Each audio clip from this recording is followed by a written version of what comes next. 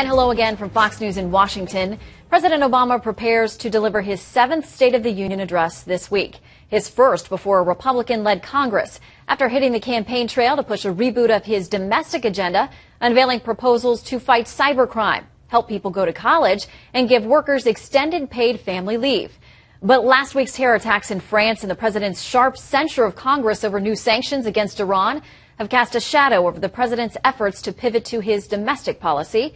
Joining us now to discuss Iran, the rising threat of Islamic terror, and the president's handling of all these issues, from Wisconsin, Senator Ron Johnson, chairman of the Homeland Security Committee. And from Maryland, Senator Ben Cardin, a member of the Foreign Relations Committee. Gentlemen, welcome to you both. Thank you. Morning, Shannon. All right, Mr. Chairman, I'll start with you. What is your take right now? Do you believe that there are lone wolves or sleeper cells here in the U.S. Motivated by radical ideology that are either capable of and or planning attacks on the U.S. homeland? I'm not aware of any specific cells, any sleeper cells, but when you're seeing what's happening in Europe and you're seeing how widespread that is, from France to Belgium to Germany, I think you have to assume that that is certainly a risk that we do have to consider, and we have to do everything we can to make sure that our intelligence agencies are working cooperatively with other foreign intelligence agencies, and that our agencies here in America are also fully communicating so we don't have those stovepipes which really led to 9/11 a dozen years ago. And Senator Cardin, of course, one of the main concerns has been that there are those who travel on Western passports freely in and out of areas that have been known to host terror training camps and places where that ideology is growing. What can we do about that potential loophole? Well, as we saw in France, I think we have to be very concerned about foreign fighters who hold Western passports that have been to Syria, who have fought with ISIS, and are now in Europe and could travel to the United States without a visa. In some cases, these are Americans who we know have been associated with these extreme groups.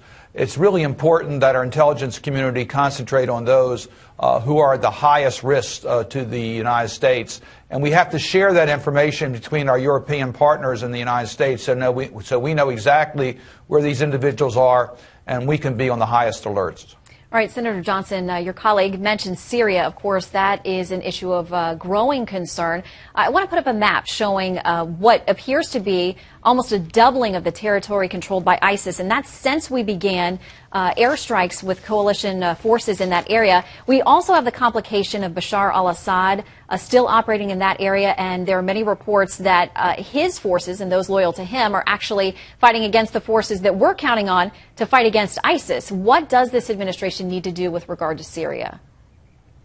Well, what we need to do is we need to accomplish the goal that President Obama stated: degrade and ultimately defeat ISIS, and the sooner the better. But the problem is we're not seeing the kind of leadership out of President Obama to actually accomplish that goal. We had a mini debate on authorization for use of military force. The commander-in-chief wouldn't even bring forward the language in terms of the authorization he needed. We need to define what he means by defeat. He needs to define a strategy for actually accomplishing that goal, and then he's got to come to Congress asking for the authority to accomplish that, to employ that strategy and accomplish that goal. Yeah, and Senator Cardin, to that point, we know that the Defense Department is reporting there could be 1,000 or more U.S. trainers that are going to head overseas to that region and going to be there to train Syrian opposition forces. We already have 2,000 personnel, U.S. personnel on the ground in Iraq. We're told that number could go as high as 3,400 later this year. And all along, though, the administration has said no boots on the ground, a very specific, language that they've been using there. I want to play a little bit of what Secretary of State John Kerry said when he was testifying before you at the Senate Foreign Relations Committee last December. The President has been crystal clear that his policy is that U.S. military forces will not be deployed to conduct ground combat operations against ISIL. Okay, so a strategy, troops in, troops out. Senator Cardin, at what point do you think the President has an obligation to come to you for that authorization for use of military force with regard to ISIS? No, I think he should come to us for the use of force, and I've been pretty vocal about the fact that Congress has a responsibility to clarify exactly what the President's authority is. But I want to disagree with Senator Johnson in regards to the President's strategy. I think the President is right. This is a complicated situation. In Iraq, we think a stable government that includes moderate Sunnis is critically important to cut off the support for ISIL. So we're working on that. We do have a greater ground capacity in Iraq to deal with the growth of ISIL than we do in Syria. In Syria, we're doing a training mission, and we started that training mission. We're giving air support. But I agree with the president. I don't want to see us involved in a protracted ground campaign where we saw in Iraq that was ineffective as far as the ultimate security of that country. I think it's important that the ground support be done by those in the countries themselves. All right. So, Senator Johnson, I know that you voted against in committee last year that discussion about the authorization. What was wrong with it for you, and what specifics do you need to see for the administration from them so that you can move forward with this conversation? Well, the authorization that was voted on was very limited. And, I'm not going to vote for an authorization for use of military force and put the finest among us at risk unless the commander-in-chief is fully committed to success of the goal. You just don't do that. And Shannon, here's the problem. As long as ISIS is not losing, they are perceived as winning. And if they're perceived as winning, they're extremely good at recruiting off the internet, using social media. They're going to continue to inspire the types of attacks we've seen carried out in Paris, in Ottawa, in Sydney, Fort Hood, Texas. This is not a threat that's going away. It's not receding, it's growing, it's metastasizing. So a key point of trying to protect America, to keep America safe and secure, is we have to defeat ISIS. We can't let them continue threatening the rest of the world for years. And speaking of what inspires these groups, the administration said this week again that Guantanamo Bay has been an inspiration for terror groups. So, Senator Cardin, I want to pivot to that question. 5 more releases this week. These were men from Yemen who have all kinds of accusations against them. And they're being released to areas like Oman, which, of course, shares a border with Yemen. We're told that the Kouachi brothers in Paris had traveled in that area, possibly gotten terror training in Yemen, and then, of course, returned home. So is this the time right now to be releasing detainees like the ones we saw released just days ago? It may not be the time to release these detainees, but it's certainly past time to close Guantanamo Bay. The cost to the American taxpayers, those funds can be put to much better use in protecting the security of our country. It's millions of dollars per inmate that we're spending to maintain Guantanamo Bay, where we could, if Congress would permit, transfer some to the United States. We know how to keep them safe from the public, or we could bring them to justice, or we could transfer them to other countries where they can handle it. But to continue Guantanamo Bay is not only an expensive, but it's also an iconic symbol to the world of a past that we want to move away from. One last point, if I might, on the use of force. The president's operating on the use of force against ISIL based upon 2000 and 2001 authorizations from Congress.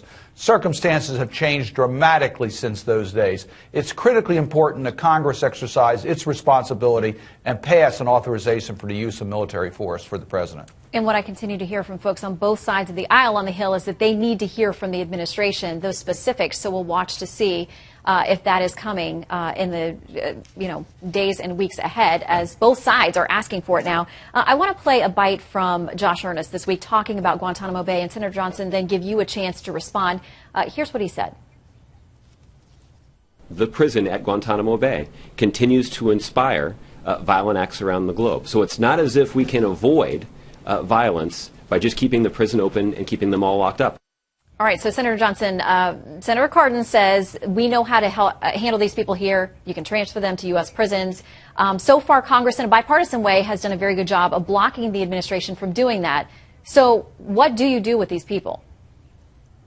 Well, the people left in Guantanamo Bay are evil people, and many of them will return to the battle. One of the first line of defense is one of the most important things we have to do is we have to have an effective intelligence gathering capability. And one of the ways you do that is you capture these unlawful combatants and you detain them. And then over a long period of time, you interrogate them. That's how you really develop the intelligence to try to foil future plots. And the fact that we're going to try and close Guantanamo, the fact that we don't have any place to put terrorists that we capture is really degrading our ability to gather that type of intelligence to keep America safe and secure. So this is no time to be transferring these individuals that are all high risk now. That's what's left. I mean, we've released literally hundreds of prisoners from Guantanamo. The people there are the worst of the worst, and they should not be released. Okay, another area of contention between the Hill and the White House are the ongoing negotiations with Iran over its nuclear program. It's something that we've heard a lot about. Both of you, Senators Johnson and Cardin, have signed on at various points to legislation that would enact tougher sanctions if this deal doesn't work out. Well, the president this week basically saying stay in your lane, hold your fire for this particular issue, and saying that you're going to be responsible if things go south with this deal because of this provocation regarding sanctions. Here's what he said on Friday. Well, I've consistently said we leave all options on the table. But Congress should be aware that if this diplomatic solution fails, then the risks and likelihood that this ends up being at some point a military confrontation is heightened. And Congress will have to own that as well. Senator Cardin, is that a fair assessment? Are you willing to take that risk? Well, I think there's no disagreement between the overwhelming majority in Congress and the president that if Iran does not agree to give up its nuclear weapons, we will not only reimpose the relief that they've already received, but there'll be much tougher sanctions imposed. And we certainly want to work with our coalition partners to make sure that these sanctions are enforced internationally. So I think the only issue now is the timing. We hope that negotiations will go satisfactorily and Iran will not become a nuclear weapons state. But if they move in that direction, we're going to pass tougher sanctions. The question is, when do we do it? And that's the issue and discussions taking place on Capitol Hill. Senator Johnson, quickly, final word to you here. The president has said he's going to veto it. So can you overcome that? First of all, I have no faith that this administration, this president, has the negotiating capacity, the ability to do a good deal with Iran. I mean, I think these negotiations were lost right from the get-go when we lessened sanctions and we basically allowed Iran to continue to enrich uranium, contrary to all the UN resolutions. So, yeah, I do not see a good deal coming out of this administration, and a bad deal is worse than no deal at all. So, you know, I think imposing additional sanctions is the only way to bring Iran to the negotiating table in good faith. Senator Johnson, Senator Cardin, thank you both for joining us today. Thank you. Have a good day. You as well.